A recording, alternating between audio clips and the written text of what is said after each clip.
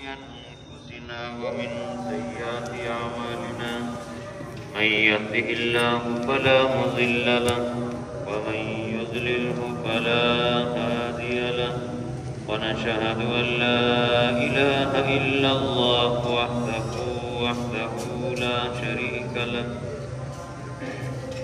لا شريك له ولا نظير له ولا وزير له ولا مشير له ولا معين له ولا ضد له ولا ند له ولا مثل له ولا مثال له ونشهد أن سيدنا ومولانا محمدا عبده ورسوله وصل على سيد الرسل وخاتم الأنبياء المبعوث إلى خلق كافة للناس بشيرا ونذيرا وداعيا إلى الله بإذنه وسراجا منيرا قد قال الله تبارك وتعالى في كلامه المجيد والفرقانه الحميد أعوذ بالله من الشيطان الرجيم بسم الله الرحمن الرحيم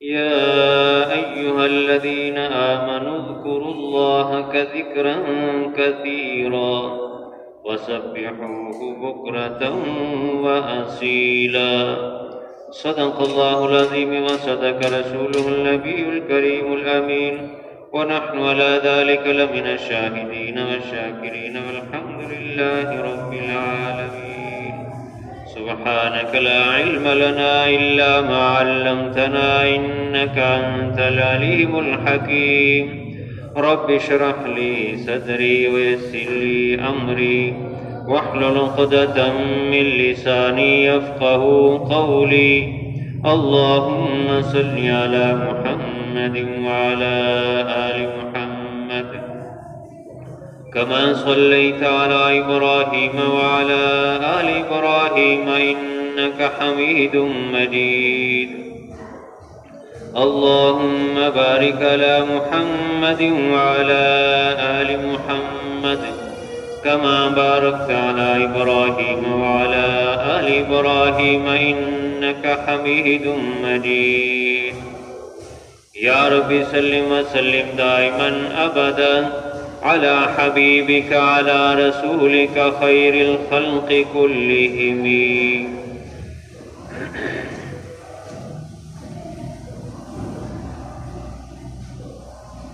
ذکر کے متعلق اللہ تعالیٰ کی یاد اور اس کے ذکر کے متعلق عرض کریں گے۔ پہلے جب برتنوں کو زنگ لگ جاتا تھا تو اس کی صفائی کے لیے کلی کرتے تھے برتنوں کو۔ دل کو بھی زنگ لگ جاتا ہے، جیسا کہ قرآن پاک میں اللہ تعالیٰ فرماتے ہیں کلا بل ران علی قلوبہم، ان کے دلوں پر زنگ لگ چکا ہے، زنگ آلود ہو چکے ہیں۔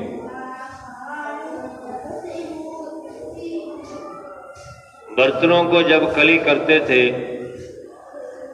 تو پیتل کے برتن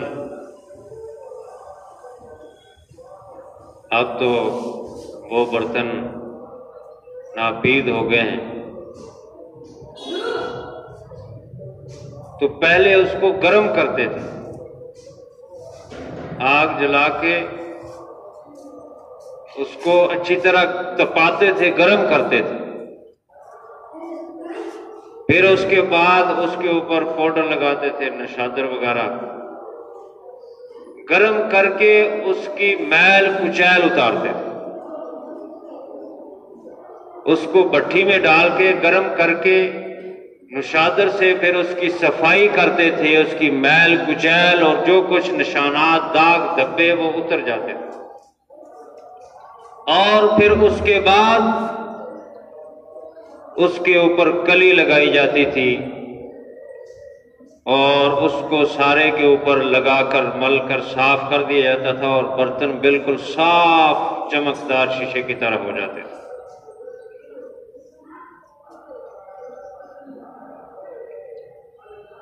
اسی طرح جب انسان کے دل کو زنگ لگ جائے، زنگ آلود ہو جائے، گناہوں کا زنگ، اگر کوئی ایمان سے محروم ہے تو کفر اور شرک کا زنگ لگا ہوا ہے ان کے دلوں پر، اگر ایمان والے ہیں تو ان پر گناہوں کا زنگ ہے۔ تو پہلے جیسے برتن کو گرم کر کے اس کے اوپر سے میل کچیل اتاری جاتی ہے، ایسے ہی توبہ کر کے پہلے گناہوں کو صاف کیا جاتا ہے، گناہوں کے داغ دبے نشانات میل کچیل اس کو صاف کیا جاتا ہے۔ سچے اور پکے دل سے توبہ کی جائے تو دل کے اوپر جو گناہوں کے دبے لگ گئے ہیں، نشانات لگ گئے ہیں، دل توبہ سے صاف ہو جاتا ہے۔ اور پھر جب اللہ کا ذکر کیا جاتا ہے تو اللہ کی رحمت اس دل پر پڑتی ہے تو کلی ہو جاتا ہے، دل چمک جاتا ہے۔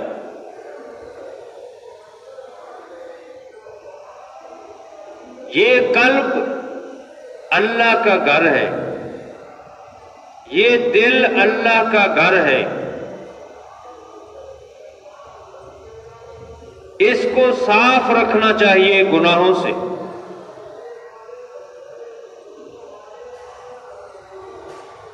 اس دل میں وسوسے آتے ہیں، اللہ تعالیٰ نے جو ہمیں کتاب دی ہے اس میں رہنمائی فرمائی ہے۔ جب کوئی کتاب لکھتا ہے تو آخر میں خلاصہ اس کا لکھ دیتا ہے۔ اللہ تبارک و تعالیٰ نے اس کتاب مجید کے آخر میں فرمایا قل اعوذ برب الناس ملک الناس الہ الناس من شر الوسواس الخناس الذی یوسوس فی صدور الناس من الجنۃ والناس۔ الناس کا معنی لوگ، یہ لفظ بار بار آیا ہے اس صورت میں، اللہ تبارک و تعالیٰ نے اس کو دہرایا ہے۔ پہلے 3 دفعہ الناس کا لفظ آیا، قل اعوذ برب الناس، مالک الناس، الہ الناس، 3 دفعہ الناس کا لفظ آیا۔ اس کے بعد اللہ تعالیٰ فرماتے ہیں من شر الوسواس الخناس۔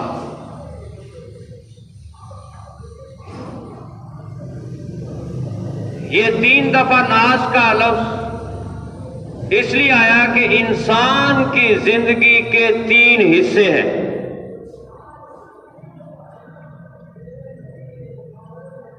پہلا حصہ اس کی بچپن کا ہے، دوسرا جوانی کا ہے، تیسرا بڑھاپے کا ہے۔ بچپن کے اندر انسان کی پرورش ہوتی ہے، وہ پرورش پاتا ہے، والدین اس کی تربیت کرتے ہیں، اس کی تعلیم و تربیت کا انتظام کرتے ہیں۔ تو اللہ تعالیٰ نے فرمایا قل اعوذ برب الناس، آپ کہہ دیجئے میں پناہ مانگتا ہوں لوگوں کے رب کی۔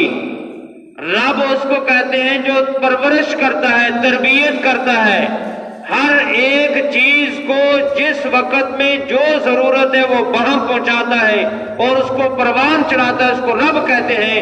انسان کی پہلی زندگی کا حصہ بچپن ہے جس میں وہ تربیت پاتا ہے۔ اللہ تعالیٰ فرماتے ہیں قل اعوذ برب الناس، جو تمہیں پالنے والا ہے، تمہاری تربیت اور پرورش کرنے والا ہے، اس رب کے پناہ میں آ جاؤ۔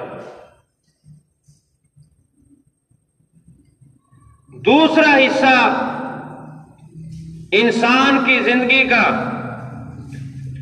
وہ جوانی کا ہے۔ جوانی جب انسان کی شروع ہوتی ہے تو وہ بڑے بڑے کاموں میں حصہ لیتا ہے، ملک کی ترقی میں حصہ لیتا ہے، ملک کی سیاست میں حصہ لیتا ہے، فیکٹری کا مالک ہے تو فیکٹری کی مینجمنٹ اور اس کو چلانے کا اور اس کے مالکانہ حقوق اس کو نبھاتا ہے، کوئی دکان کا مالک ہے، کوئی کاروبار کا مالک ہے، کوئی گھر بار بیوی بچوں والا ہوتا ہے، وہ ان سارے انتظامات کو مینج کرتا ہے، چلاتا ہے، نظام سنبھالتا ہے جوانی کے اندر۔ اللہ تعالی نے فرمایا مالک الناس، جو لوگوں کا بادشاہ ہے، جو لوگوں کا مالک ہے، رب اس کی پناہ مانگو۔ انسان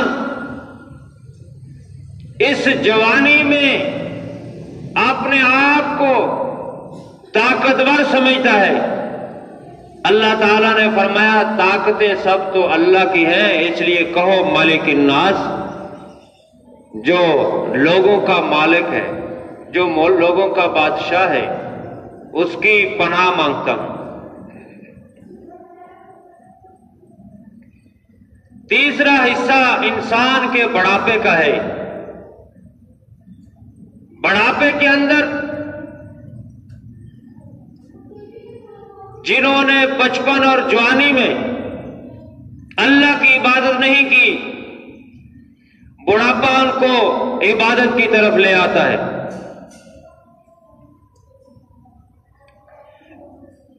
اللہ تعالی کی عبادت کرتے ہیں لوگ، نیکی کی طرف آ جاتے ہیں۔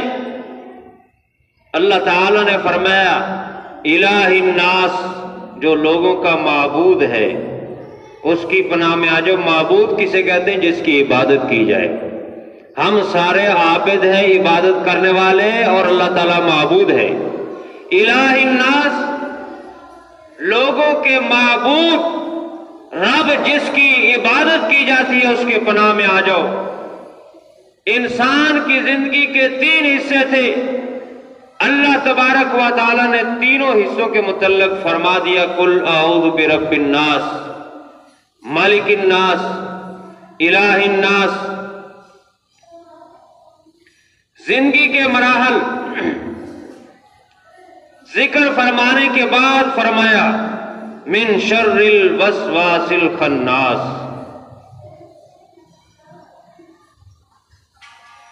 خناس جو وسوسے ڈالتا ہے، شیطان،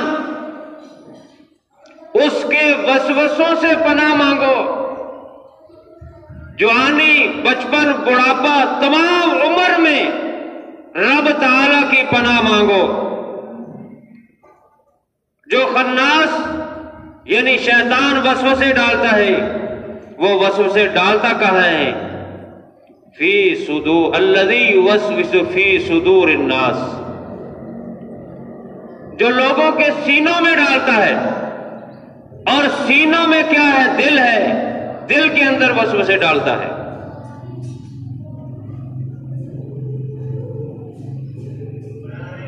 اس لیے اللہ تبارک و تعالی نے ان وسوسوں کو کنٹرول کرنے کے لیے فرمایا کہ اللہ کی پناہ میں آؤ۔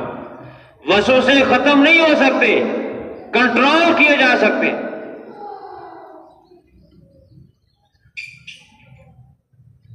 جب اللہ تعالیٰ فرما رہا ہے کہ یہ وسوسے ڈالتا ہے تو وہ ڈالے گا، یہ تو نہیں ہو سکتا کہ وسوسہ نہ آئے، وسوسہ آئے گا۔ لیکن جب تم اللہ کی پناہ مانگ لو گے، اللہ کی پناہ میں آ جاؤ گے، تو وسوسوں سے کنٹرول میں آ جاؤ، شیطان کے دھوکے میں نہیں آ سکو گے۔ اس کے لیے محنت کرنی پڑتی ہے، اس کے لیے مشقت اٹھانی پڑتی ہے۔ اگر بچپن اور جوانی کو صحیح گزارا، اللہ کی یاد اور ذکر اور عبادت میں گزاری، تو پھر بڑھاپا بھی صحیح گزرے گا۔ اس لیے فرمایا نظر کی حفاظت کرو۔ اگر جوانی میں نظر کی حفاظت کی ہے بڑھاپے میں آسانی ہوگی. اگر جوانی کی عادت پڑی ہوئی ہے بد نظری کی، جوانی میں بہت مشکل ہوگی. وساوس بہت تنگ کریں گے، شیطان بہت حملہ کرے گا.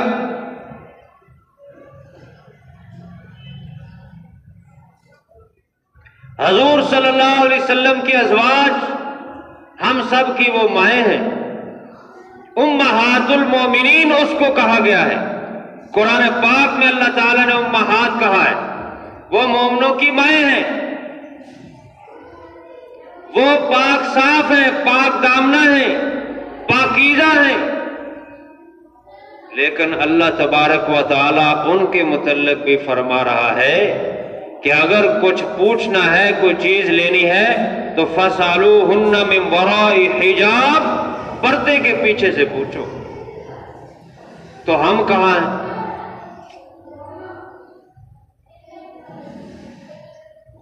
اس لیے نظر کی حفاظت یہ دل کو پاک رکھتی ہے، دل کو صاف رکھتی ہے.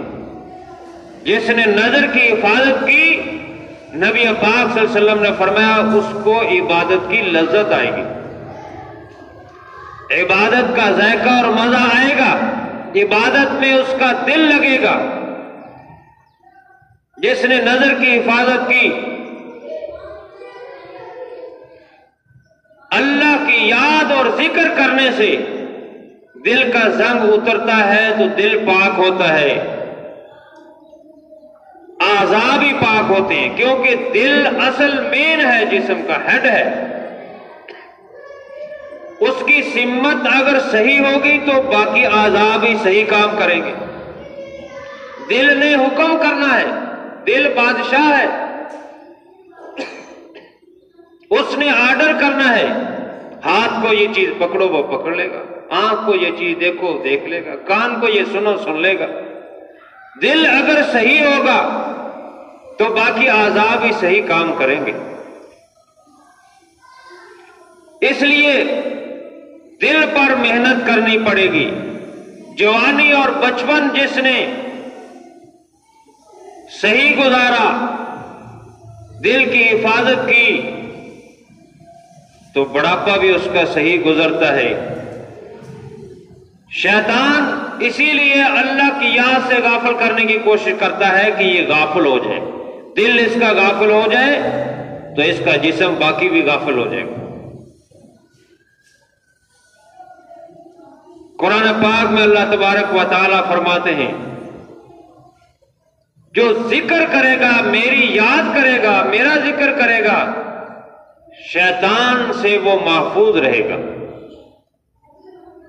فرمایا ان الذین اتقوا اذا مسهم طائف من الشیاطین،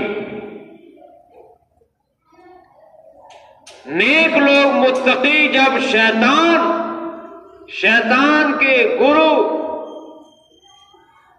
وہ حملہ کرتے ہیں تو فرمایا تذکروا، وہ اللہ کو یاد کرتے ہیں، اللہ کا ذکر کرتے ہیں.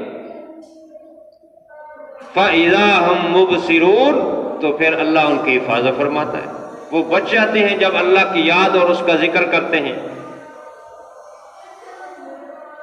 شیطان جب بندے پر غالب آتا ہے تو پہلا کام اس کا کیا ہوتا ہے؟ استحوذ علیہم الشیطان فانساہم ذکر اللہ. جب شیطان غلبہ کرتا ہے تو پھر وہ اللہ کی یاد سے اس کو بلا دیتا ہے، غافل کر دیتا ہے اللہ کے ذکر سے، کہ یہ اللہ کا ذکر نہ کرے. سب سے پہلا کام ہی شیطان یہ کرتا ہے، اللہ کے ذکر اور اس کی یاد سے اس کو غافل کرتا ہے تاکہ یہ غافل ہو اور پھر میرے غلبے میں آ جائے اور میں اس کو پھر جس طرح چاہوں چلاؤں. وَيَصُدَّكُمْ عَنْ ذِكْرِ اللَّهِ وَعَنِ الصَّلَاةِ، دوسری جگہ فرمایا وہ اللہ کے ذکر سے روکتا ہے اور نماز سے روکتا ہے. کیونکہ نماز میں بھی اللہ کا ذکر ہے، اللہ کی یاد ہے۔ قرآن پاک میں اللہ تعالیٰ فرماتے ہیں کہ نماز قائم کرو، اقیم الصلاۃ لذکری، میری یاد کے لیے۔ اگر ہم نماز پڑھتے ہیں اور اس میں اللہ کی یاد نہیں تو یہ نماز نہیں، کیونکہ ہم نے چونکہ چند جو نماز کے کلمات ہیں وہ یاد کر لیے ہوئے ہیں اور ایک طرف سے شروع ہوتے ہیں سلام تک پڑھتے جاتے ہیں، ہمیں پتہ ہی نہیں ہم کیا پڑھ رہے ہیں۔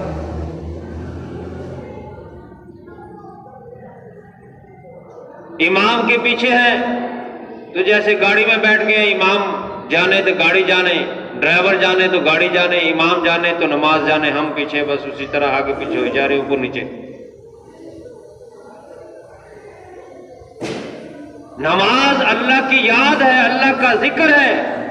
اگر ہم اس کو سمجھیں، اپنے رب کے سامنے میں کھڑا ہوں، میرا اللہ مجھے دیکھ رہا ہے، میں اللہ تعالیٰ کو دیکھ رہا ہوں، نماز کی یہ کیفیت ہو، میں سجدے میں ہوں، گویا کہ میں اللہ کے قدموں میں سجدہ کر رہا ہوں، اللہ کے سامنے میں سجدہ کر رہا ہوں۔ جب کسی بڑے آدمی کے پاس انسان جاتا ہے تو بڑے ادب کے ساتھ گفتگو کرتا ہے، بڑے احترام کے ساتھ گفتگو کرتا ہے، اس کو بتانے کی کوشش کرتا ہے کہ میں تمہارا بڑا ہی خیر خواہ اور بڑی ہی محبت کرنے والا، بڑا ہی چاہنے والا ہوں تمہارا۔ تو جب مالک الملک، جو ساری کائنات کا مالک اور خالق ہے، اس کے سامنے آئے تو ہمیں پتہ ہی نہیں کہ ہم کیا کہہ رہے ہیں اس مالک سے، اس رب سے کیا باتیں کر رہے ہیں، اس سے کیا گفتگو کر رہے ہیں، کس طرح ہم اس کی تعریف کر رہے ہیں، کس طرح ہم اس سے باتیں کر رہے ہیں۔ تو یہ شیطان کا کام ہے کہ اللہ کی یاد سے روکے تاکہ اس کا دل غافل ہو۔ اس لیے ذکر بہت ضروری ہے، اللہ کی یاد، ذکر بہت ضروری ہے۔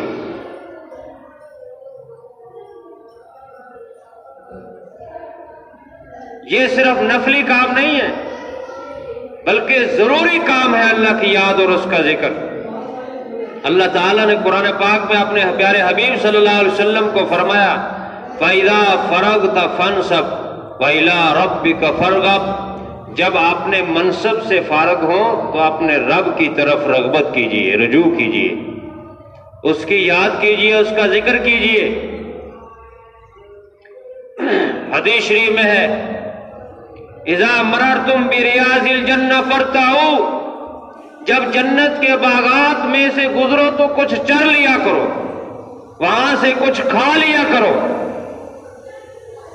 قالوا یا رسول اللہ صلی اللہ علیہ وسلم وما ریاض الجنہ، جنت کے باغات کیا ہے اللہ کے رسول صلی اللہ علیہ وسلم؟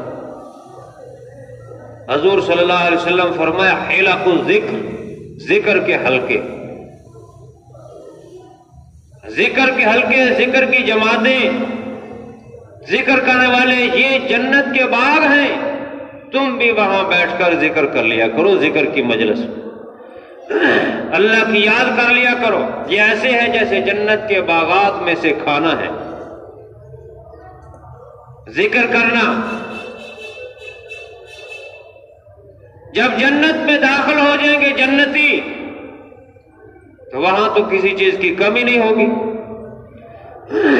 ساری نعمتیں ہوں گی، لیکن جنت میں داخلے کے بعد ایک حسرت باقی رہے گی، ہر چیز مل جائے گی لیکن ایک حسرت باقی رہے گی، وہاں بھی جا کر وہ حسرت کرے گا۔ وہ حسرت کیا ہے؟ ما من ساعت علی ابن آدم لا یذکر اللہ عز وجل فیہا الا کانت علیہ حسرتا وان دخل الجنہ، اس انسان جب جنت میں، جو جنت میں جانے والے جنت میں چلے جائیں گے تو جنت میں داخلے کے بعد وہاں کوئی کمی نہیں ہوگی سوائے ایک حسرت ان کو ہوگی کہ کاش دنیا میں جو وقت ہم نے اللہ کی یاد سے غافل ہو کر گزارا ہے وہ نہ گزارتے، اللہ کی یاد میں وہ بھی گزارتے۔ یہ حسرت ہوگی جو فضول وقت ضائع کیا، بیکار وقت کیا۔ کہیں ہم وہ وقت ضائع نہ کرتے، وہ ساتھ وہ گھڑی اللہ کی یاد میں گزرتی، یہ حسرت جنت میں بھی جا کر رہے گی۔ جو ذکر ایسی افضل عبادت ہے، جو ذاکر آدمی ہے، موت کے وقت اللہ تعالیٰ اس کی پیاس کو بجھا دیتا، اس کو پیاس نہیں لگتی۔ داؤد طائی فرماتے ہیں کل نفس تخرج من الدنیا عطشانۃ الا نفس الذاکرین، جتنے بھی دنیا میں انسان جاتے ہیں کوئی نفس دنیا سے نہیں جاتا مگر اس کو موت کے وقت پیاس لگتی ہے شدید۔ الا الذاکرین، مگر ذاکرین جو ہے، الا نفس الذاکرین، مگر ذاکرین کا جب ان کی موت کا وقت آئے گا تو ان کو پیاس نہیں لگے گی۔ اتنی بڑی فضیلت اور اہم یہ عبادت ہے۔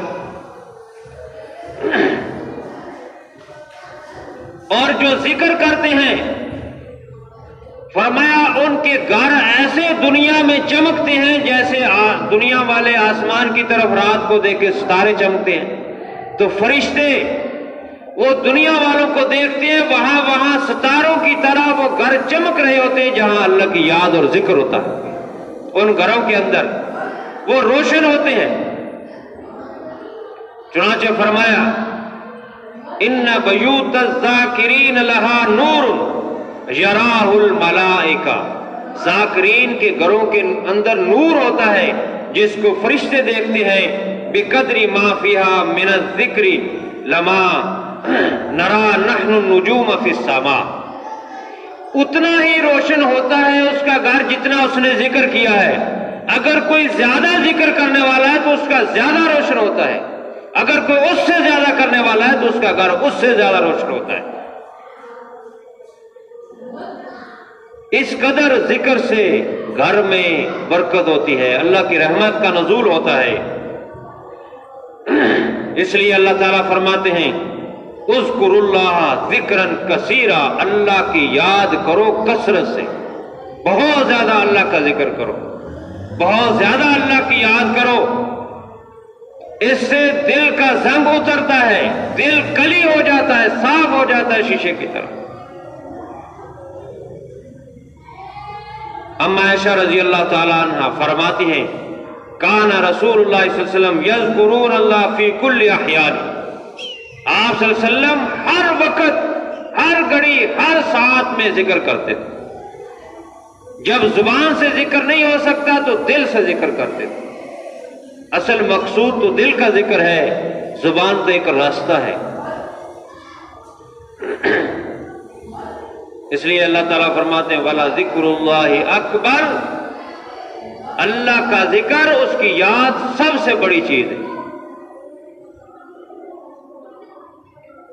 حدیث شریف میں ہے فرمایا ان ذکرنی فی نفسی ذکرتہ فی نفسی، جو مجھے تنہائی میں یاد کرتا ہے میں اس کو تنہائی میں یاد کرتا ہوں۔